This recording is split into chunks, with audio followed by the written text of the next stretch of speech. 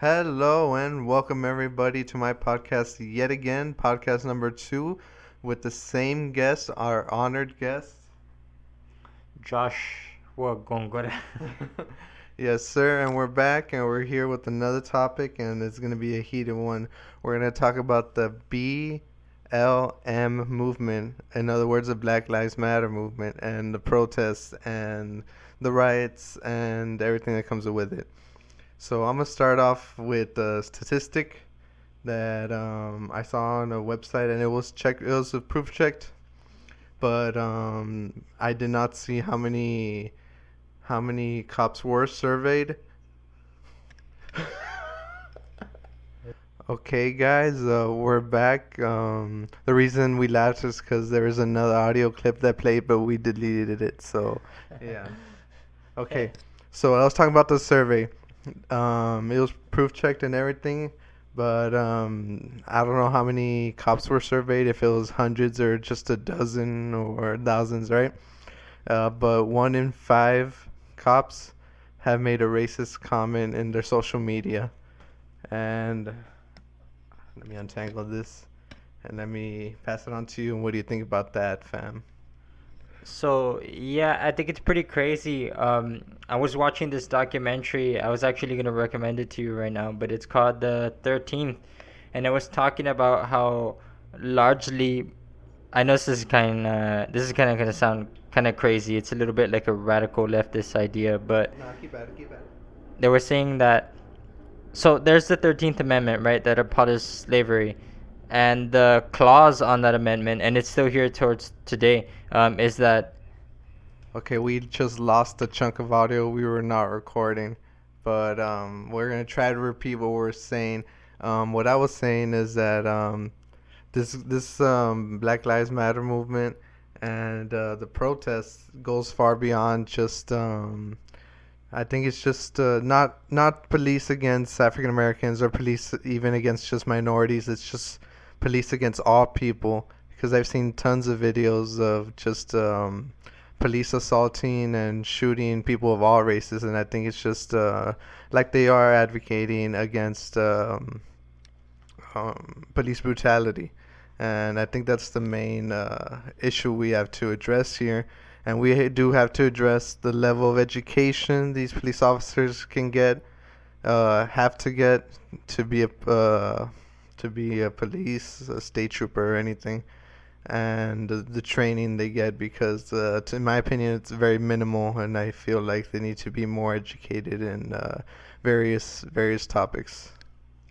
right. So like back to the thing that I was explaining, because I want to explain it again for those of you who didn't get a chance to hear because the audio cut off.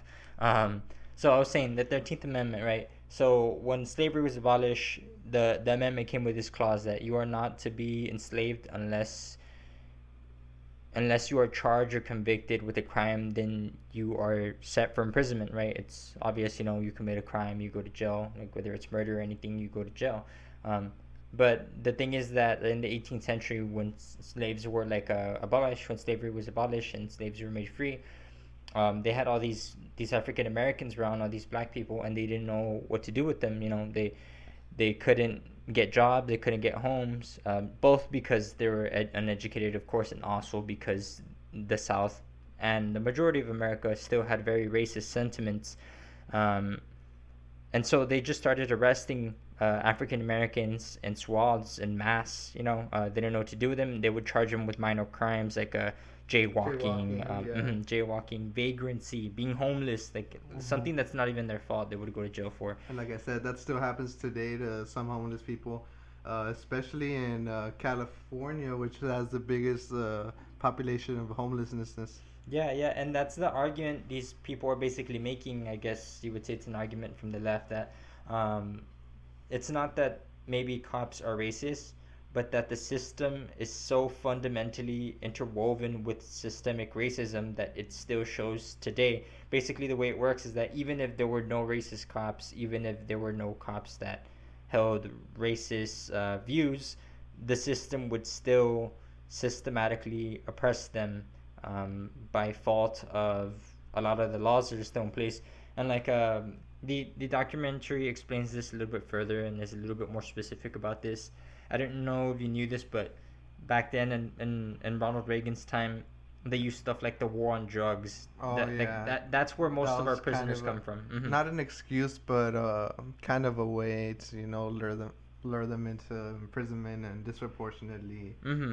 Yeah. Yeah, and it came about like this. Like they even caught them.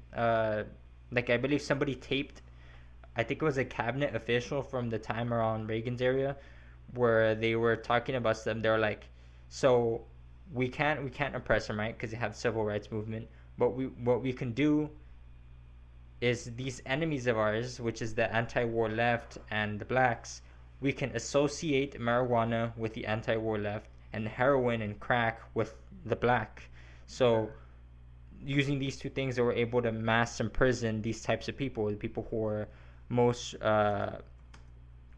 how do you say most prone to protest against any injustices that the government might do. So it's taking a step in advancement where it's arresting them before they can do any harm. And it was really crazy. Like you would think like, oh, this is some kind of conspiracy theory, but there's a lot of truth to this. Like for example, um, they would do this thing. What was it called? They had an actual term for it. Oh yeah. It wasn't gerrymandering. No, that was Yeah, yeah. It something was else. like redlining. Yeah. Yeah, that's what it was It was called. similar to that, right? Similar to that, yeah. And they specifically targeted more impoverished areas of cities and towns, like looking to find crime on there, and they did it under the guise of this thing called war on drugs. And And then they created like I said, the gerrymandering. They created black and Latino and white yeah. communities on purpose. And there's even talk of like making actual roads to separate neighborhoods that are still around today. So Yeah. it's crazy. Like it's still very much there. Like I know we talk about things like the civil rights movement already happening and segregation being abolished, but these things still exist, but in a different way. They manifest themselves in a more subtle way that still impact very deeply. Yeah, that's I want to pull up a quick fact, which people might not believe, but we can fact check this right now. But there are more slaves today currently than there ever was in America. Well, Uh, slaves in what sense? Slaves, all kinds of slaves, sex slaves, slaves of labor, and those are pretty much the main ones. Mm. And apparently, I think the sex slaves will be the most ones.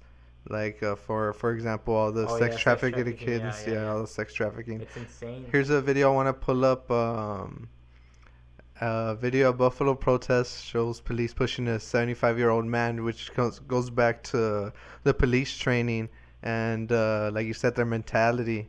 That I think they just need to be more trained and be taught with more compassion, be taught Oh yeah. psychology, sociology. Yeah. They So. need more. They just need to have better requirements to be Mhm. in the police. I think so. Let's pull up this video real quick. Let's see if we don't get copyrighted. Well, no, it's just audio, so I shouldn't. That's the old man being pushed by the police Yeah, officer. you And see, and that's they're crazy. also Yeah. they're also trying to fund to defund, if I'm correctly. Oh, look, there it is. He's just talking to them. And where was this? What part of Buffalo, I think. Buffalo? That's New York, right? Yeah, it's around New Yeah. York. And for those like who want a little bit of background, the old Look, he's man. bleeding. Yeah, he's bleeding out of his ear. It's crazy, and they pushed him pretty aggressively. Like, Yeah. well, I'll talk about that in a second. But just to give background, the old man, he's 75 years old, but he's actually been an activist of LGBT Yeah. rights for the majority of his life. Like, I was there's about to get pictures to of him that. taken. He's a very famous protester. He came out and there's pictures of him in the during the civil rights movement in Stonewall. So he's pretty famous. Yeah. Uh, Another thing that I want to applaud is all the celebrities in the protests and even getting hurt. I don't know if you've seen any of oh that. yeah, John Boyega song. Yeah. Yeah, him, Halsey, and a bunch of other people. Yeah. He's And big. Halsey actually got hit by rubber bullets. Goddamn. She got injured. But I also wanna. Everyone's What hazy. else did I want to bring up? Oh, sorry. Yeah, go ahead. Meanwhile, you think of that, but I also wanted to say this. Um, so like it's crazy because like we all know that was bad, right? Like they pushed the old man, he's bleeding out of his head, and he's clearly hurt, and it was for no reason. And I don't know if you knew this is happening. You'd think more people in that squadron of police officers would be more against what that guy did, but You would think at least one policeman would help him up. yeah, and what ended up happening is the entire opposite. 75 men in that squadron resigned because they thought it was unjust to prosecute the two officers who Yeah, I pushed was him. about to get to that. Yeah, That's crazy. that's crazy. And look, I saw there was this lawyer from Buffalo who owns a restaurant or something like that, and he was talking about it, right? And the argument he came up with it was the most nonsensical thing I've ever heard. So he said, why would you persecute two policemen who are doing their job? The old man came up to them aggressively and hit them with his phone 2 or 3 times, and then they gave him a small shove. If anything, Bro, it was a tap. okay, no, no, If we no. saw the video clearly. Not only that, he was not hitting them with his phone. Watch the video. He's showing them something on his phone. Like if you Showing them pay a attention, video. yeah, he's trying to tell them He's something. showing Like, them the screen. I don't Yeah. know if it's something important. Maybe he's trying to help them out with something. It You was have no probably idea, like a right? list of rights. Right, Yeah, maybe I think something it like was that, right? Yeah. Because he's an old man. He's an old man, but he knows He what he's knows a doing. lot. Yeah, he's been protesting for years. He knows that if the cops are around, you should probably stay out of the way. Yeah. Or if they're telling you to do something for your safety, go out of the way. Oh, I remembered what I wanted to say, but you finish. Yeah, he must have had a pretty good reason to go up to them and have to show them something on his phone, but they were not listening. Right? They told him to go away, and it wasn't a case of a small shove. They both pushed him. One of them pushed him a little bit first, and then the second one pushed him incredibly hard to the point where the He man bled. he Yeah. he fell backwards. That's how hard they pushed him. He Yeah. fell backwards and hit the back of his head, and he started bleeding. That is completely unnecessary. Do we know the condition of That this man was unarmed. Like, I have no idea. I think he might still be hospitalized, right? Yeah, because But- I know he's not dead. I Right. know he's alive, but Right, and it's insane. This isn't Iraq where it could be a man who's actually having a bomb strapped to his chest and you don't even know he might explode Yeah. because he's next to you. This isn't war. Look, here's It's the the thing. middle of Buffalo in the city hall. in America. Right, and like that's insane. Like, And a lot of countries are looking at us, well, the leaders, and they're recommending not to travel here, and we're on the list now on one of the most dangerous countries to For be a journalists. media reporter. Yeah, to be a 'cause journalist. A lot of journalists have And died and from that's protests. that's the point I wanted to get to.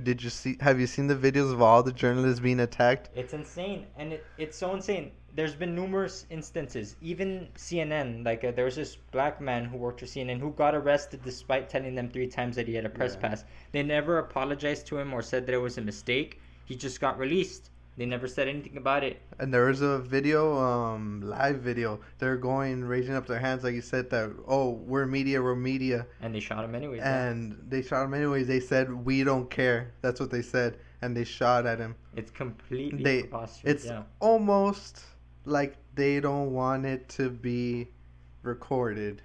Yeah. And This- have you seen the police with their badges blacked out? Yeah. It's crazy how many things that they've done to circumvent the fact of being prosecuted. Like one thing that they've done is they've been using officers from the private sector who are hired. Yeah, undercover. Yeah, I've yeah, seen yeah. that. It's insane. They have They- no labels or anything. They start the riots sometimes. I've seen people who are clearly undercover with a little headset wired to them, so those could be people getting orders. And I've clearly seen police officers just smash windows, so they can probably blame it on the protesters or Yeah, the that- rioters. I mean, either or. Yeah.